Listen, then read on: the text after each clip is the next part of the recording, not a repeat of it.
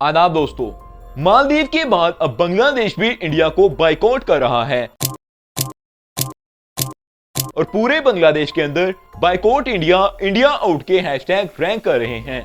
लेकिन सिर्फ 10 दिन पहले बांग्लादेशी प्राइम मिनिस्टर शेख हसीना ने इंडिया को अपना ग्रेट फ्रेंड बताया था। India is a great friend of Bangladesh. 1971 they supported. और बांग्लादेशी फॉरेन मिनिस्टर ने मालदीव के इंडिया को बाइकआउट करने के फैसले को खुलेआम कंडेम भी किया था। Prime Minister of India, this is not acceptable. लेकिन सिर्फ 10 दिन के अंदर ऐसा तो क्या हुआ कि पूरी की पूरी सिचुएशन ही चेंज हो गई।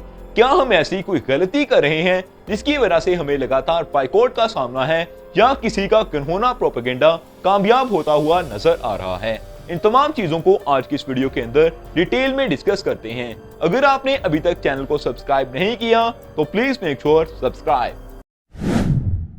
8 जनवरी 2024 को एक रिवोल्ट नामी ट्विटर अकाउंट के ऊपर एक पोस्ट डाली जाती है, India is not our friend, out them. और इसके बाद इसी अकाउंट के ऊपर लगातार कई पोस्टें देखने को मिल रही थीं और ये 4-5 दिन के अंदर आने वाली सारी पोस्टें एंटी इंडिया पोस्ट थीं। और इसके बाद इनके कुछ आर्मी ऑफिशियल्स इनको को देखते हुए इसके साथ शामिल हो रहे थे और रिवोल्ट की पोस्ट को रीट्वीट कर रहे थे, जिसके बाद हमें कुछ सोशल मीडिया और ह्यूमन वेलफेयर एक्टिविस्ट भी इसके अंदर शामिल होते हुए नजर आए। और 18 जनवरी 2024 को पहली दफा रिवोल्ट अकाउंट के ऊपर हैशटैग बाइकआउट इंडियन प्रोडक्ट्स देखने को मिला और आम लोग भी गीगो यानी गोज इन गोज आउट के थ्रू इसी चीज का हिस्सा बनते चले गए और बहुत सारे लोग बांग्लादेश के अंदर ऐसे हैशटैग चलाने लगे, लेकिन किसी को भी इसके पीछे की प्रॉपर रीजन मालूम नहीं थी।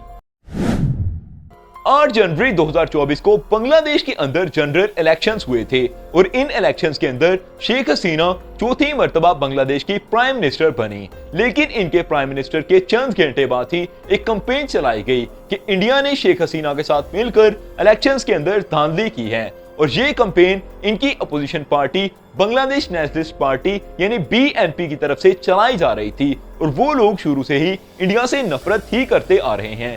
लेकिन सिर्फ इंडिया को टारगेट करने के पीछे आखिर रीजंस क्या हैं? इस ट्विटर अकाउंट रिवोल्ट की मैंने स्टार्ट के अंदर बात की थी, उसको तरीक रहमान कंट्रोल करवाते हैं जो कि BNP के चेयरमैन हैं और ये लंदन के अंदर बैठकर अपनी पार्टी और बहुत सारे ट्विटर अकाउंट्स को कंट्रोल कर रहे हैं। इनके लंदन के अंदर जाकर बैठने के पीछे काफी सॉलिड रीजंस हैं और इसके पीछे मैं बाद में बात करूंगा। लेकिन पहले इस बात पर बात कर लें कि तरीक रहमान आखिर हैं कौन और इनका इंडिया के साथ इतनी नफरत का तल्लक कैसे बना। असल के अंदर ये जियाउर रहमान के बेटे हैं, जिसकी वजह से इनका इंडिया के साथ एक नफरत का तल्लक बन चुका है।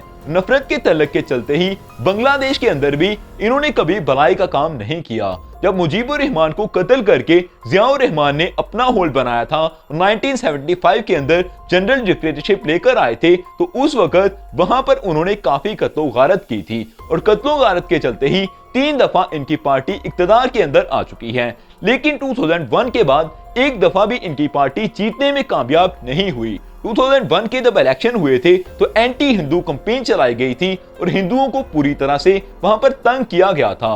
बांग्लादेश से उस वक्त 50,000 हिंदुओं ने ट्रैवल किया और वो इंडिया के अंदर पहुंच गए और उन लोगों ने बांग्लादेश को प्रॉपरली छोड़ दिया था। लेकिन वहां पर उसी साल यानी 2001 के अंदर 1000 औरतों का रेप किया गया और 200 औरतों का गैंग रेप किया गया था। ये तो थी इसके पीछे की कहानी कि जियाउर रहमान और तरीक रहमान कौन हैं। लेकिन बात तो ये है कि तरीक रहमान अपने मुल्क के अंदर क्यों नहीं रहते और वो लंदन के अंदर जाकर क्यों बैठे हैं।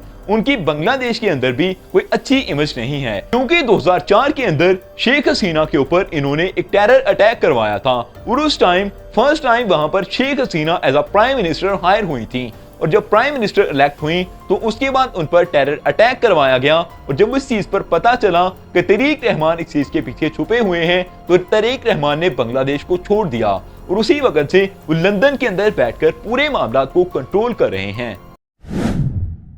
एक बांग्लादेशी न्यूज़पेपर दी सन की रिपोर्ट के मुताबिक पाकिस्तान से BNP को कंट्रोल किया जाता है, क्योंकि 2019 के इलेक्शन के टाइम पर कहा जाता है कि उन्हीं 300 कैंडिडेट्स को टिकट दिए गए थे जिनकी लिस्ट आईएसआई की तरफ से भेजी गई थी। इस बात के पीछे कितनी हकीकत है ये तो कोई नहीं जानता, क्योंकि न्यूज मीडिया अपनी बातों को सर्च करने के लिए काफी रिपोर्ट्स पेश करती रहती हैं। लेकिन अगर बीएनपी इतने सालों से होल्ड के अंदर नहीं आई तो उनको इतना पैसा और इतनी फंडिंग आखिर कहां से आ रही है, और क्या बांग्लादेश को पाकिस्तान दोबारा से अपना हिस्सा बनाना चाहता है, इस चीज पर भी काफी बात होती रही है। Subscribe the channel for more videos. Thank you, I love you to be with us.